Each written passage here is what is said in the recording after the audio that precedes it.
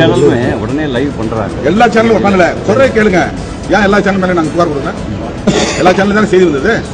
முன்னாடி எல்லா சேனல்லையும் செய்தி வந்ததுல ஏன் வேற சேனல் நான் சொல்லல.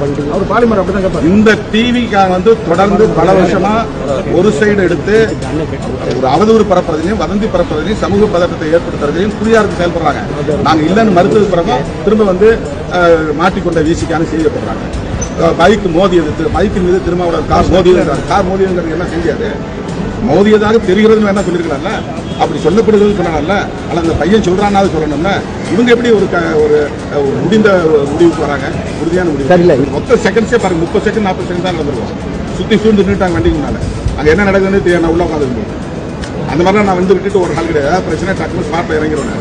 யாரும் திட்டமிட்டு அடிக்கிறேன். அவன் முறைக்கிறான், திரும்ப முறைக்கிறான். எஸ்கார்ட் போலீஸ் வந்து சொல்றாங்கல்ல, தம்பி ஒதுங்க, ஒதுங்கி இருக்கலாம்ல. அதுக்கு அடுத்து இருக்கிற தம்பிங்கெல்லாம் ஒதுங்க சொல்றாங்கல்ல, ஒதுங்கலாம். அப்போ என்ன நோக்கம்? வண்டி மோதி கீழே விழலாம், இல்லை வண்டி மோதி ஒரு ஏதாவது ஸ்கிராட்ச் காட்டுங்க. ஒரு டெஸ்ட் எடுங்க. இந்த வண்டி அந்த வண்டி மோதுங்கிறதுக்கு ஏதாவது பெயிண்ட் ஒட்டிருக்கும்ல.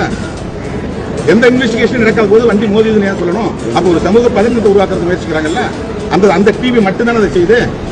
திரும்ப செய்யறாங்களா? மறுபடியும் போய் ஒரே ஆள் போய் அவங்கள்ட்ட பேட்டி எடுக்கிறது, இவங்கள்ட்ட பேட்டி எடுக்கிறது, ஒரு 3-4 பேர்ட்ட பேட்டி எடுத்து அது அவங்க வந்து சமூகத்தெல்லாம் பேர சொல்லி திரும்ப அவனை அடிக்க சொன்னாலும் பேட்டி வாங்கி போடுறாங்க.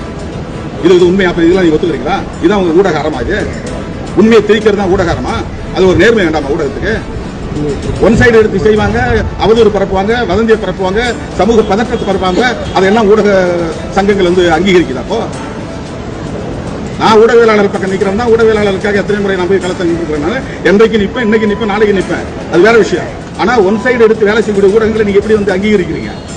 பைக் மோதி இருக்கிறதுக்கு நீங்க ஆதாரம் காட்டுங்க. மற்ற சங்கங்கள் இன்னைக்கு என்ன கண்டிச்சிருக்காங்கல்ல, அந்த சங்கங்கள் எடுத்து இந்த ஃபுட்டேஜ் இருந்தா எடுத்து காட்டுங்க. உன் கார் வந்து அதை மோதிச்சு, அதனால தான் அந்த செய்தியை போட்டாங்க காட்டுங்க. நீங்க என்ன சொன்னாலும் நான் கேட்டுக்கிறேன். பொது இடத்தை நான் மன்னிப்பு கேட்கிறேன். இன்னொரு தரப்பு வந்து Z+ பாதுகாப்புக்காக நீங்களே அதெல்லாம் எனக்கு எந்த பாதுகாப்பும் தேவையில்லைங்க. மக்கள் பாதுகாப்பு